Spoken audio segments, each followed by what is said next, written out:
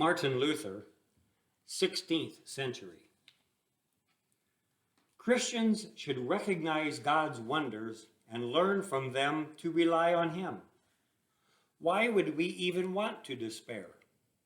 The cherry tree doesn't, even though in winter it stands bare without leaves or fruit. It trusts the word that God has spoken, bursts forth in summer and blossom, and relies on it. And when summer comes, it leaves out and blossoms. The field does not despair, even though in winter it lies there, frozen and covered with snow, without a single blade of grass to be seen. We ought to learn from these everyday wonders to trust in God and not despair, even though at times our situation seems poor. There is no need to worry. Our needs will be provided if we but trust our God. And what more is wanted?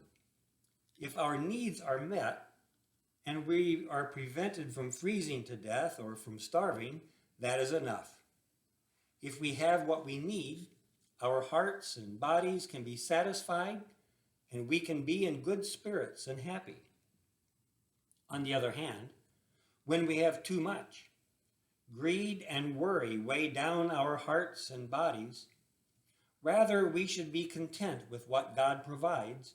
As we read in Psalm 145, "You open your hand and satisfy the desire of every living thing," because we have all we really need. The miracle, then, has been written down for our good and to give us comfort, so that we might remember it and profess, "I trust and am sure that my needs will be met, even if it might be in a meager way.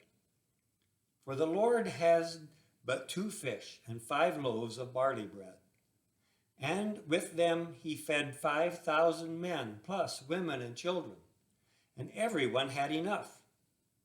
And what he did there, he shows us year by year, day by day, with the trees, fields, meadows, lakes, and streams, and all creatures, so that apples, pears, wheat, barley, grass, fish, and everything else needed to sustain life are produced. He does this so that we can believe that he will sustain us. It is his will that we will have enough to eat. Be there but only 1 fish multiplied to 10,000, or 1 loaf to 100,000. Therefore, in poverty, we must not be afraid, but wait on his good will. Martin Luther.